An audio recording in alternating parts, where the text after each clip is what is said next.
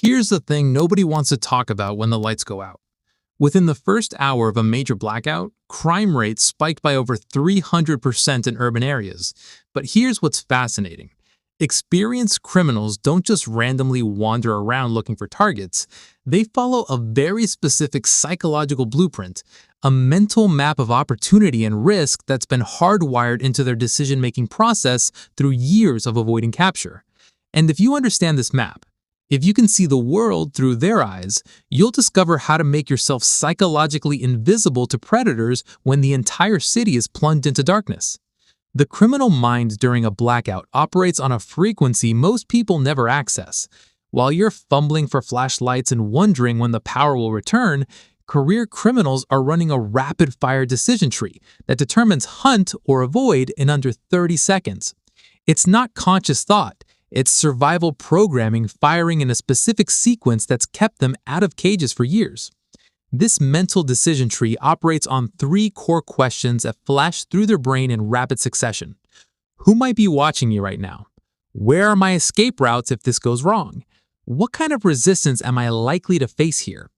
These aren't careful deliberations. They're split-second survival calculations that determine whether a location gets targeted or completely avoided. This psychological blueprint was first documented during the 1977 New York blackout, when the city descended into 25 hours of chaos that revealed the true decision-making patterns of urban predators. Researchers embedded with police units tracked criminal movement throughout that night, and what they discovered shattered everything we thought we knew about opportunistic crime. The criminals weren't moving randomly through darkened streets, they were following an invisible decision tree, systematically avoiding certain areas with the precision of predators who've learned which watering holes hide lions. Let me walk you through exactly how this mental map functions, because understanding it might save your life the next time the lights go out. The territory scan. When a career criminal enters any area during a blackout, everything hinges on the first 30 seconds. They're not looking at what's there, they're reading what's missing. It's a territorial assessment that happens below conscious thought, scanning for psychological pressure points that spell danger to the hunter rather than the prey. During the 1977 blackout, police tracked one particular individual named Marcus through 15 different neighborhoods over 8 hours. What fascinated researchers wasn't where Marcus struck, it was where he turned around and walked away without even attempting anything. Marcus would approach a building, pause for less than a minute, then simply move on to easier hunting grounds elsewhere. When they interviewed Marcus months later, he couldn't articulate why certain places triggered his abort response. He just described feeling wrong or too hot, criminal slang for locations that feel dangerous to the predator.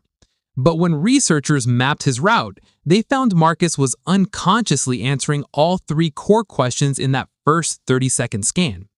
Who might be watching me? Marcus automatically cataloged every lit window, every sign of coordinated activity between buildings, even subtle indicators like synchronized radio chatter bleeding through walls or identical emergency lighting suggesting shared resources. What kind of resistance might he face? He scanned for evidence that people were thinking defensively rather than just reactively, strategic positioning of furniture near windows, absence of normal household sounds that suggested occupants were listening rather than panicking, even patterns in how window coverings were adjusted that indicated security consciousness. Where were his escape routes? This wasn't just about counting exits.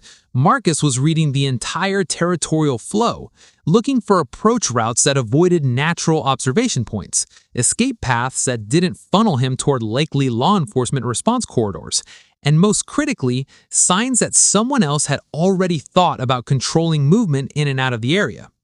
Here's what triggers that abort mission response faster than anything else: evidence of recent coordination between strangers. Criminals possess an almost supernatural ability to detect when people in an area are communicating and acting as a unit rather than scattered individuals. This might be multiple buildings with synchronized emergency lighting, obvious resource sharing between neighbors, people moving between buildings with purpose rather than panic, or even trash patterns that suggest coordinated supply management rather than individual hoarding. The psychological foundation goes back to pack hierarchy instincts that every predator learns through street experience. Career criminals are essentially lone wolves who've survived by avoiding confrontations with established territories. They can sense group organization the way predators smell territorial markings, and organized groups represent potential retaliation networks that turn simple theft into extended warfare. For survival application, any behavior that signals coordination with others makes you psychologically expensive to hunt. Criminals assume organized groups have communication networks, shared resources, and coordinated response capabilities. Attack one member, risk drawing heat from the entire pack. The escape route paradox. I'm looking at this place and something feels wrong. Too many ways out. That's not normal. Normal places got one way in, one way out. Simple. This place got fire exits on 3 sides, emergency lighting pointing to different doors, like they expecting people to need to run fast. Places like that, somebody thought about control. Somebody planned for crowds getting out fast. That means somebody else thought about getting in fast. Who's watching me? Could be anyone from 3 directions. Where are my escape routes? Too many. Means I can't monitor them all simultaneously. What kind of resistance am I facing? The kind that thinks ahead. This feels like a trap sitting there waiting. I don't like traps. I like simple. One door, watch the door, use the door. Too many doors means too many things I can't see coming. This internal monologue represents the actual thought process that researchers documented when interviewing criminal clients about location selection.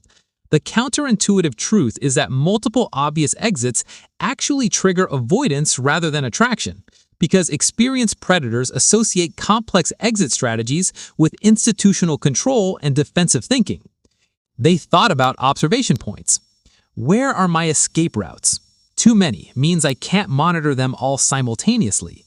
What kind of resistance am I facing? The kind that thinks ahead. These criminal brains have been conditioned through years of processing in courthouses, police stations, hospitals, and correctional facilities, all buildings designed with multiple exits to manage people under duress. Anyone who's been arrested, tried, or incarcerated develops an unconscious aversion to architectural patterns that trigger memories of being controlled rather than in control. The practical application is positioning yourself in locations that demonstrate thoughtful emergency planning. Criminals read environmental design as an indicator of the defensive mindset they're likely to encounter inside. The fishbowl effect. The most sophisticated layer of criminal threat assessment involves what they instinctively recognize as too many eyes, locations where activities could be observed from multiple vantage points simultaneously. This directly answers the first core question, who might be watching me, with an answer that sends most predators hunting elsewhere. Everyone, from everywhere, and I can't see them all. During the 1977 blackout, virtually all documented criminal activity concentrated in areas with poor sightlines between buildings, narrow alleys, dead-end streets, spaces surrounded by single-story structures or natural barriers. Meanwhile, open plazas surrounded by apartment buildings and commercial districts with multi-story development remained peaceful, despite containing better targets and fewer obvious security measures. The criminal mind automatically maps every window, every rooftop, every potential observation post where a witness might be positioned. But they also scan for subtler indicators of active observation, patterns in curtain movement that suggest people actively watching rather than sleeping, coordinated lighting between buildings that indicate communication, even audio signatures like synchronized television or radio broadcasts that reveal which units are actually occupied versus merely appearing occupied. A location surrounded by taller buildings creates what criminals describe as feeling like performing on stage, unwilling entertainment for audiences they can't see, count, or control. Advanced criminals also avoid areas where the absence of normal urban sounds suggests coordinated listening rather than normal activity. Neighborhoods that are too quiet during blackouts often indicate residents are actively monitoring their environment rather than sleeping through the crisis. This heightened awareness creates an invisible security network that functions even without formal organization or communication. The survival application is seeking positions during blackouts that naturally create overlapping fields of observation while avoiding the appearance of valuable targets worth the psychological cost of exposure. The intelligence variables. Here's the rapid-fire checklist that runs through every experienced criminal's mind during that crucial 30-second assessment. Each variable maps directly onto the 3 core questions, and they need confident answers to all 9 before committing to action. Remove even one piece of this intelligence puzzle, and the entire operation becomes psychologically unacceptable. Core question 1. Who might be watching me? How many people are actually present versus how many might be present? Which units or rooms show signs of recent occupation? Are there obvious communication devices that could summon help? What's the response timeline for neighbors, building security, or law enforcement? Core question 2. Where are my escape routes? Which approach routes offer concealment versus exposure? What escape routes remain available if the situation deteriorates? Does the layout funnel movement toward likely law enforcement response corridors? Are there signs of defensive modifications that could complicate rapid exit? Core question 3. What resistance am I likely to face? What's the likely age and physical capability range of potential resistance? Are there signs of coordination between occupants? What's the probability of weapons or defensive preparation? Do environmental modifications suggest security consciousness? When criminals can't answer these questions with reasonable confidence, they experience what military strategists recognize as intelligence paralysis, the inability to act decisively when crucial information remains unknown. This psychological vulnerability explains why career criminals consistently prefer simple, predictable targets over complex situations with superior potential rewards. Marcus demonstrated this principle when he spent over an hour circling a large apartment complex without ever approaching the building. The complex showed obvious signs of valuable targets and minimal security, but Marcus couldn't determine occupancy levels, resident coordination, or defensive capabilities. The unknown variables created enough discomfort to seek simpler hunting grounds elsewhere. For survival purposes, seek locations where your numbers, capabilities, and defensive preparations remain unclear to outside assessment. The goal isn't actual defensive superiority. It's informational superiority that prevents accurate threat assessment. The prepared victim syndrome. Career criminals possess an almost supernatural ability to identify what they call hard targets, people who've thought ahead about security and defensive responses.